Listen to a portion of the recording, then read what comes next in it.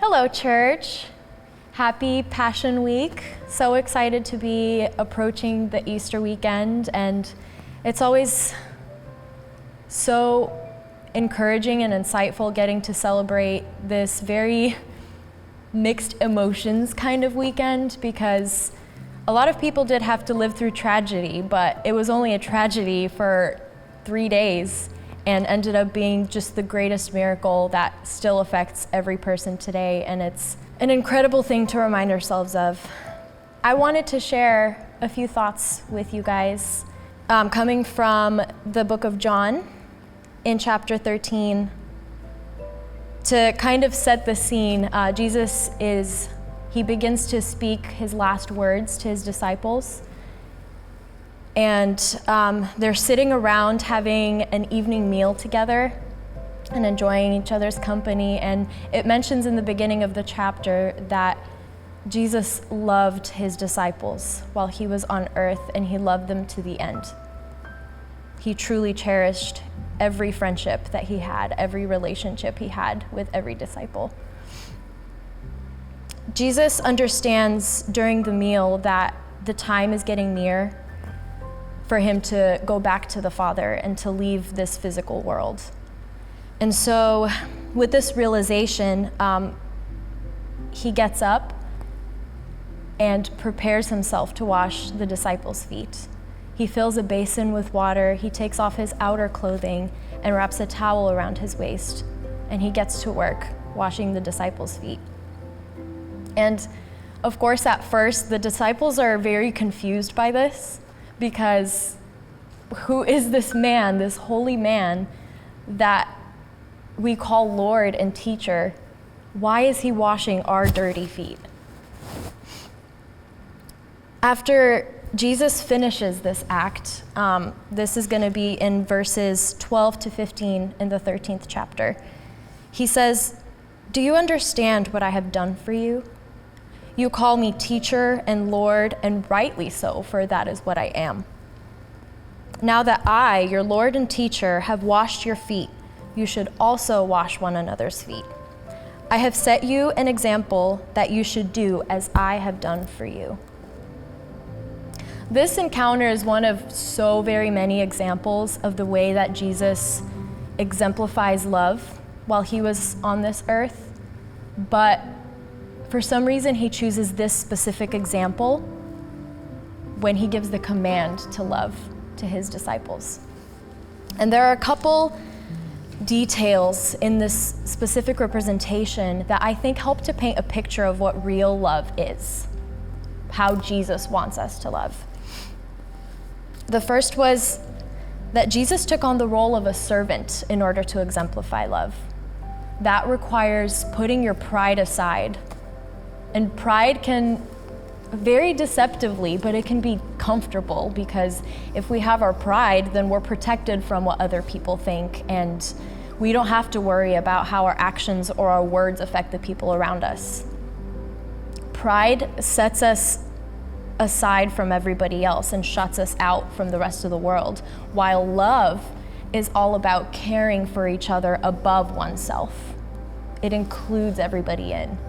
Another point was that if we're going to love each other rightly, we need covering. We are incapable of real love on our own. Love, this worldly definition of love, is not real love. 1 John chapter 4, it says it all. In verse 19, it says, "We love because he first loved us." We hear that verse a lot in the Christian community, but it basically means that we can't love without God loving us first, without us receiving his love first. And then if we back up a few verses to verse 16, it says, "And so we rely on the love God has for us. God is love. Whoever lives in love lives in God, and God in them." We were made by God, so we were literally made by love. It is our makeup. We were made through love. Going back to John chapter 13, in verse 8, Jesus tells the disciples, "Unless I wash you, you have no part with me." We need God to cover us in his love if we're going to love each other rightly. And we definitely need him if we're going to cover each other in love. There's no real true love outside of God, is what I'm saying. And then later in this chapter, in verse 34, after Jesus shows this example, he gives the disciples a new command, where he says, love one another. As I have loved you, you must love one another. By this, everyone will know that you are my disciples, if you love one another. Whether we are in ministry or not, in high positions or not, in any kind of leadership role or not, we are still conveying things to other people around us all the time.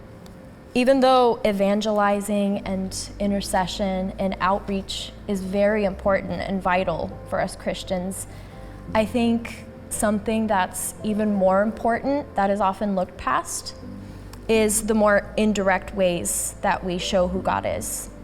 People will pay more attention to the way that you treat others than if you ask to pray for them. Again, I'm not trying to discount ministry, it's all very important, but our lives have to exemplify love if we want to show the world who God really is. Creation is always a reflection of its creator. And this is something that I've been pondering on a lot lately, and I try to ask myself this one question every day. Is the way that I treat people around me an accurate depiction of Jesus' character? And I'd like to invite all of you to also join me in that reflection daily, if possible, because it's a really great reminder to keep you in check. Are you treating the people in your life the way that Jesus would have loved them? Is the way that we treat people an example of Jesus? We have to remember that a lot of people that we encounter in our daily lives, the way that we treat them tells them the type of person that Jesus was. So if people know that we follow Jesus, then we better prove it with the way that we treat them, because we are introducing them to a new person that they don't know about. A lot of us have grown up or been in the church a long time, and we know that even if people treat us unfairly, we know that God is still good. We know that Jesus is better than any person that we can encounter here. He will always love you to no end. But other people don't know that. A lot of people have never even heard of Jesus in their lives, and they don't know the kind of person that he was and still is. They don't know that there's a God that loves them to no end. So if we tell people that we are followers of Jesus, we have to be very careful with how we treat them and how we treat everybody else in our lives. So let's do Jesus justice and let him cover us in his love so that we can accurately live out in love to every person around us. And I just wanted to invite God into this and invite God to enter our hearts and give us that love for people. Because like I mentioned before, we are not capable of loving people truly without first allowing God to love us or love other people through us. So join me in this prayer if you feel that on your heart. Lord, I ask that every person receives the Father's heart. Give us the Father's heart. Let us always be aware what it is to truly love one another, to act with one another as if we're acting with Jesus.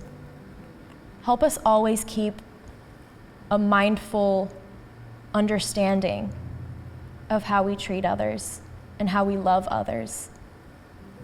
And God, give us the strength and give us the wisdom to always walk in love, even in the most frustrating situations, no matter how difficult the situation may be, that we still always put love first because we put God first. I thank you, God, for the grace that you give us to be able to live out our days like this. Happy Easter, church.